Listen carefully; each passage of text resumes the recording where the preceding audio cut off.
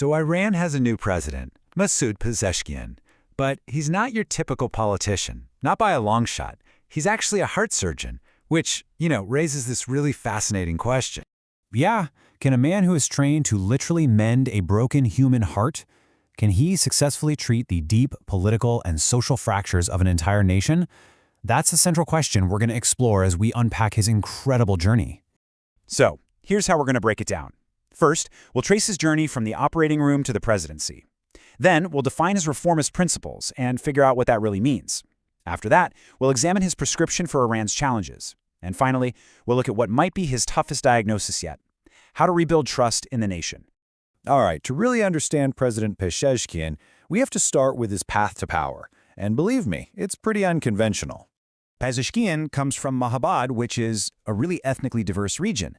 Now, he's an Azerbaijani, which is an ethnic minority in Iran, so his whole life has basically been about bridging divides. And that experience is the very foundation for his core political message: national unity over all the factionalism. This timeline just shows his remarkable journey. He starts as this respected heart surgeon, then moves into public service as health minister, serves for years as a lawmaker, and then, bam! 2024, he's elected president. It's this steady climb from healing individuals to trying to heal an entire system. And this is the crucial point you have to get. He sees governance through the lens of a doctor. For him, it's not about power. It's about care, diagnosis, and this deep ethical duty to serve. This philosophy is absolutely central to everything he does. So, what are his political principles? Pezeshkian is known as a reformist, but what does that actually mean in today's Iran? This is a really key distinction. A reformist in Iran doesn't want to overthrow the system. They work within it to push for gradual change, things like more transparency, more accountability, and more respect for citizens' rights. And what's so interesting here is how these principles like justice, transparency, and unity all connect right back to his medical background. It's almost like they're an extension of a doctor's code of conduct, just applied to an entire nation. They aren't just political slogans for him. He also grounds these principles in his faith.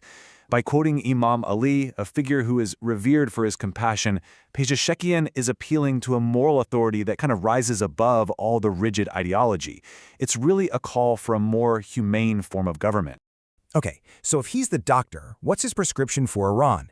Let's take a look at his diagnosis for the nation's biggest challenges. When it comes to the crippling international sanctions, his approach is just worlds apart from the hardline alternative. Instead of just enduring the pain, his prescription is pragmatic engagement.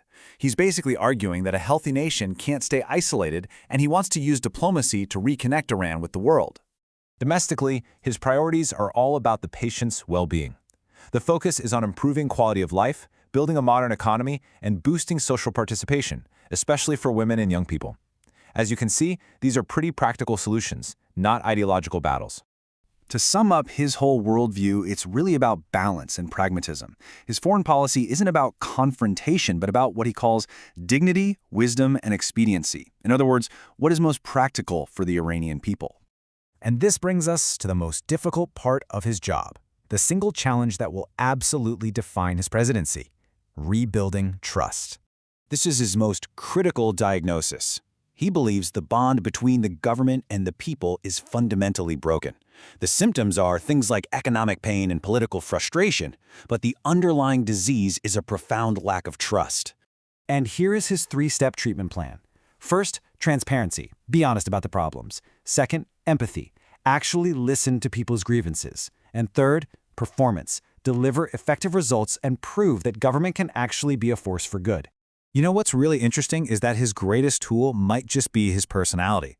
His calm, humane style, his political bedside manner, if you will, is such a stark contrast to more rigid figures. He's betting this approach can begin to mend those broken bridges. And so we come right back to our central question. Pezeshkian's presidency is a massive test. In an era of deep cynicism, can a leader who is focused on sincerity and empathy really heal a nation? The diagnosis is in. The world is now watching to see if the treatment will work.